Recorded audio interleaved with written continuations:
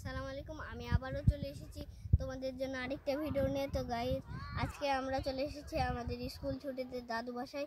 তো আমরা দাদু বাসার বিলে এসেছি। তো গাইজ, আমাদের দাদু বাসার বিলে আমরা এসে দেখছি অনেক সরিষা ফুল ফুটেছে। তো তোমাদের সাথে এবার আমরা সরিষা ফুলটি শেয়ার করব।